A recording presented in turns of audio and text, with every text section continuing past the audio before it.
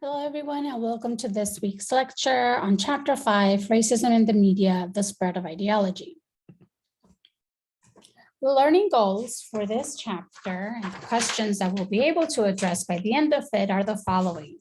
How are racial stereotypes propagated in popular culture? How have new media changed the way stereotypes are spread and countered? How do media images serve to justify racial inequality? And how are media representations race, classed, and gendered? In this image here, which was also in the book, we see how people of color are underrepresented in the media. Keep in mind that people of color make up nearly 38% of the US population. And you see here the small numbers that we find in speaking roles and film leads and cable TV leads and broadcast TV leads. The reading goes on to talk about the various different racial ethnic groups and the different ways in which they are represented in the media. So portrayals of Black people, we saw prior to the Civil Rights era, portrayals of Black people on TV and in particular popular culture were uniformly stereotypical. And they talked about the show Amos and Andy as one example.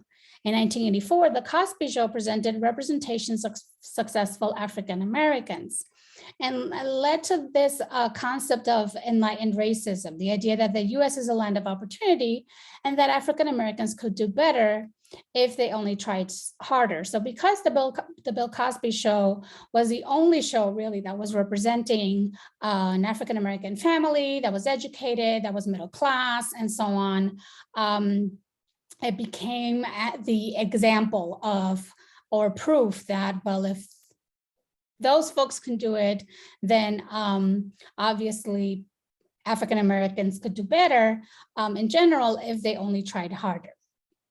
Although white American audience members responded positively to representations of African Americans in the Bill Cosby Show, this did not have a general impact on stereotypical beliefs about African Americans by whites, demonstrating the issue with only having a small amount of positive representations, right? It's not enough to just have one show, one or two shows that have positive representations to have a real impact on the general stereotypes that people have about African Americans. Today, we see seemingly positive images of Black athletes, but scholars have also stated that some portrayals reinforce stereotypes. And here in this cover of Vogue magazine, it kind of elicits the image of King Kong. If you've seen those movies of sort of the Black male as sort of this big ape that is capturing the white damsel in distress. And so this issue was actually heavily critiqued when it came out for sort of, again, perpetuating some of these images. African American women are also portrayed in particular stereotypical ways in the media. There are different kinds of images that were talked about in the book. Mammy is one particular image that we see in this picture here, which is a stereotypical image of a Black maid. The image of the sapphire, which is the caricature of an angry Black woman, and the Jezebel, a name with biblical origins that has come to signify a stereotypically oversexed or hypersexual Black woman.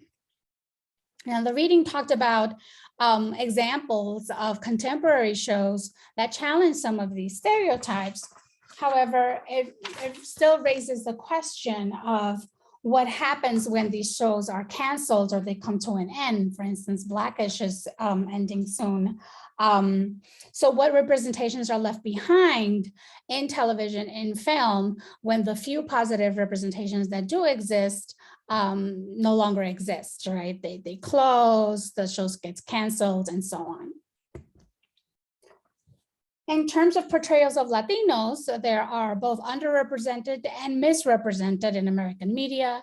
Studies have revealed Latinos are to be more likely than other racial and ethnic groups to be portrayed negatively. A study of the top 100 grossing films each year from 2007 to 2018 found that a quarter of all Latinx speaking characters were depicted as lawbreakers. In this graph here are the results from the Monk and Turner study, which demonstrates the percentage of each population that is represented in television with these particular characteristics. So you see the red column represents Latinx people. And so you see the percentage of Latinx people that are perceived as articulate, not any appearing in this chart, intelligent, immoral, and despicable. So intelligent, a lot less than Black and white portrayals, immoral and despicable, a lot higher than Black and white portrayals.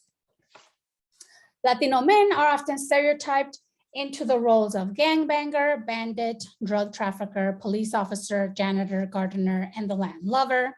Latinas are often stereotyped as either hot-blooded women, anxious for sexual fulfillment, or maids anxious to please.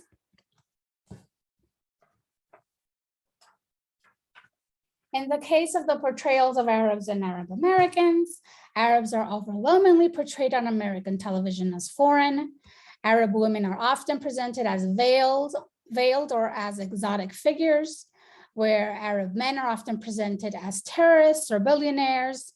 In very recent years, we occasionally see Arab Americans on primetime television, often as the targets of racial discrimination. The reading talks specifically about the show Homeland. That's an example of a show that misses the mark when it comes to portraying Arabs, Arab Americans, and countries in the Middle East. In addition to portraying most Arab or Muslim people on the show as terrorists or terror suspects, Homeland also presents a distorted view of the Middle East. There was also a discussion in the reading of 3 artists that painted a graffiti with their own message when the show was looking for artists that could implement some quote unquote authentically looking graffiti in their show. And these artists were the ones that were hired to do so, but they themselves were critical of the show and implemented within the graffiti in Arabic a critique of the show Homeland itself. In terms of portrayals of Asians and Asian Americans, scholars have documented problematic representations of Asians and Asian Americans. For much of the 20th century, Asian men have been presented as foreign, sinister, unidimensional, and asexual. Asian women have also been portrayed through particular stereotypes as either the dragon lady, a stereotype of an Asian woman as a sinister, crafty, and destructive seductress, or as a butterfly, a stereotype of an Asian woman who is demure, devoted, and a submissive wife.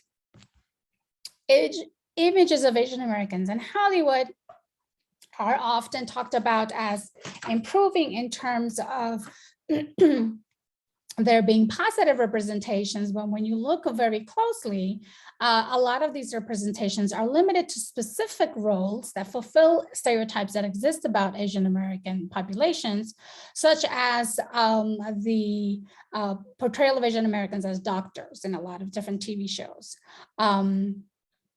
Sandra Oh in Grey's Anatomy was one example, but she was also often represented as unfeeling and robotic, only caring about her individual success at the expense of others, and extremely competitive.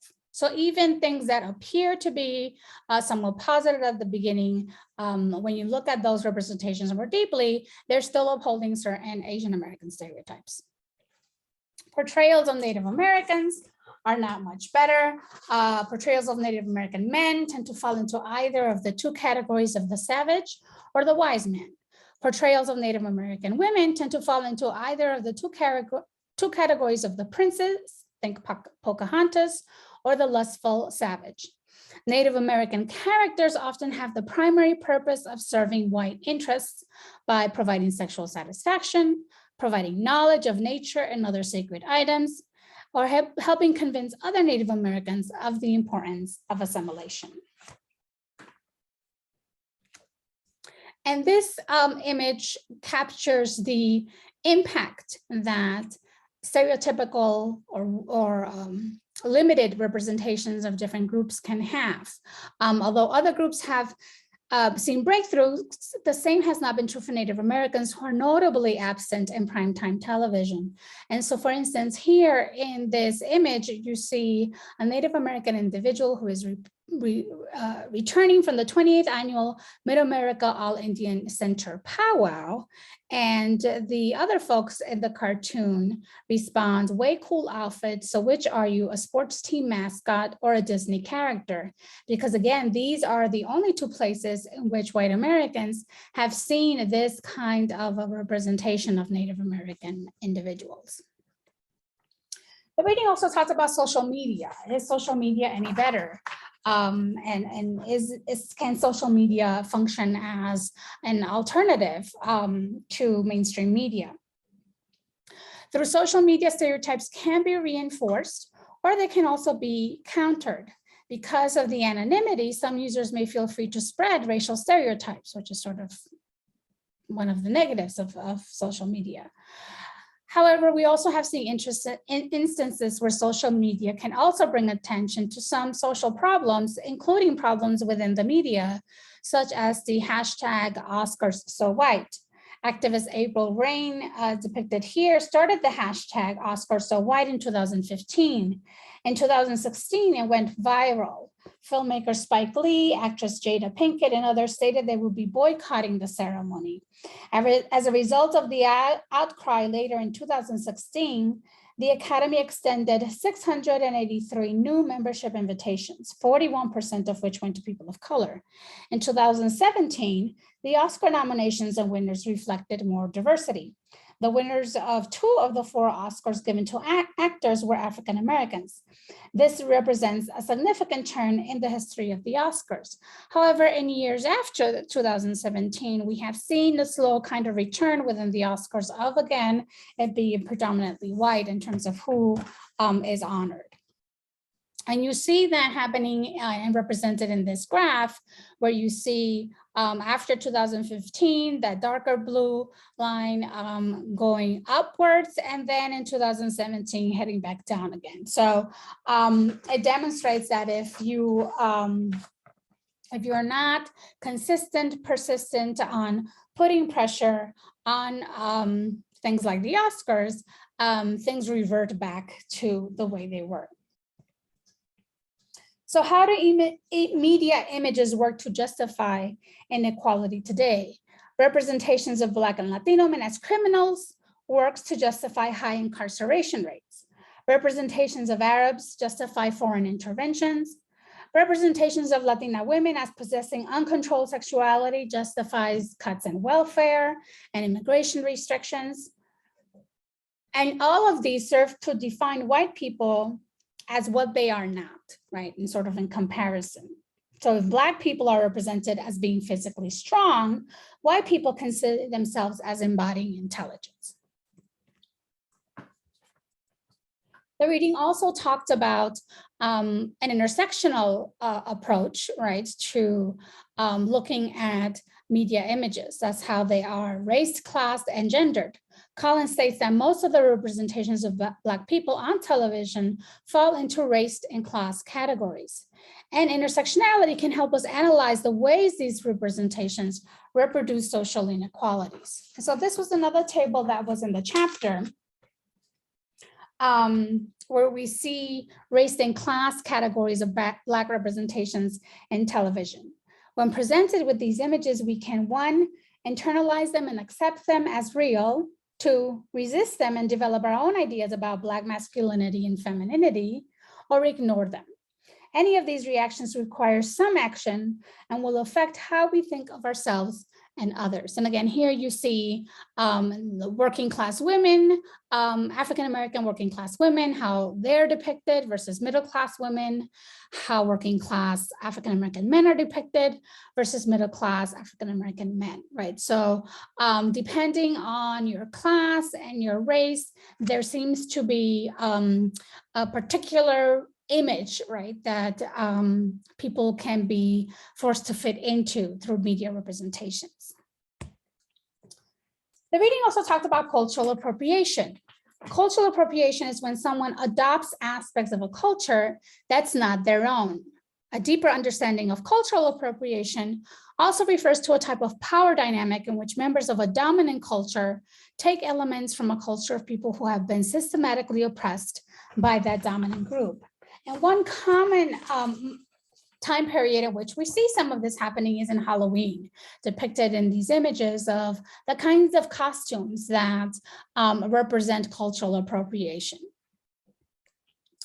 Cultural appropriation trivializes violent historical oppression and makes things cool for white people, but too ethnic when it's people of color doing it. It perpetuates racist stereotypes and it prioritizes the feelings of privileged people over justice for marginalized people. So in conclusion, the stereotypical portrayals we see in the media today are part of our history and were created decades or even centuries ago. We've seen both how these stereotypes have evolved and how they continue to be part of popular media. We have also seen how these stereotypical representations impact policymaking. So this ends our lecture for this week. I will see you guys in the discussion post. Have a great week.